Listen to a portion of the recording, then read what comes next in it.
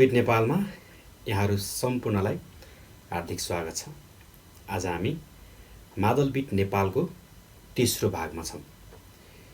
हामीले पहिलो भागमा मादलका बोलहरू सिक्यौँ र दोस्रो भागमा त्यो मादलको बोललाई विशेषतः घिन ताङ र फतलाई जोडेर घिन फताङलाई जोडेर घिन फताङ समला तालको आदि भाग घिन फताङ बजाएका थियौँ।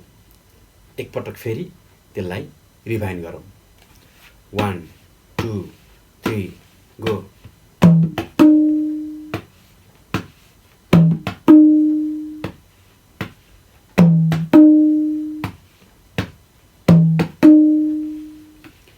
घिन फताङ फतफत हानेका थियौँ। अब हामीले घिन फताङ सँगै घिन फताङ घिनताङ घिन फताङ घिनताङ। आज हामी घिन फताङमा घिनताङ जोड्छौँ। घिन फताङमा घिनताङ जोडेपछि समलाको एउटा ताल बज्छ। यसमा घिनताङ जोड्नु पर्यो। घिनताङ कसरी? यो बज्छ।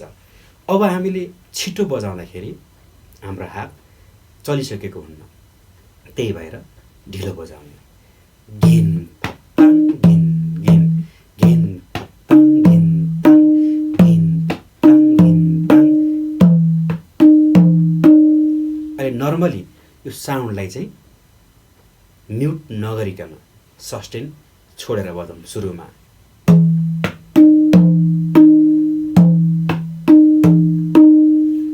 1 2 3 गो।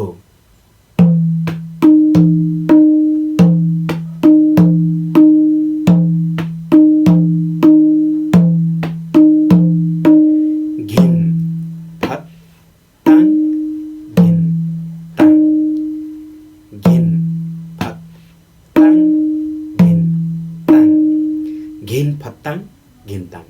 यसलाई फेरि एकचोटि बजाउँ।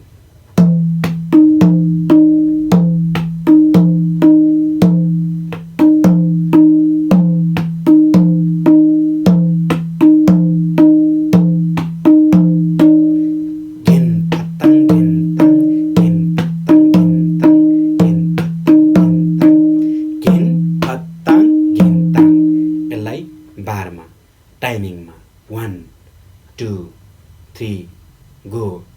घिन फताङ घिनताङ।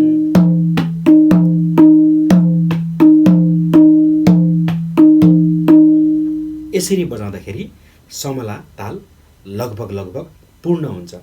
अब अलिकति के बाँकी छ भने घिनको पनि म्युट बाँकी छ, ताङको पनि म्युट बाँकी छ। गर्दा ताङ घिन पनि ओपन आयो, ताङ पनि ओपन आयो नि। यसलाई मिठी गर्नको लागि चाहिँ म्युट मतलब आवाजलाई काट्नु पर्ने हुन्छ। त्यो काट्ने आवाज चाहिँ हामी अर्को भागमा प्रस्तुत गर्नेछौँ। अहिले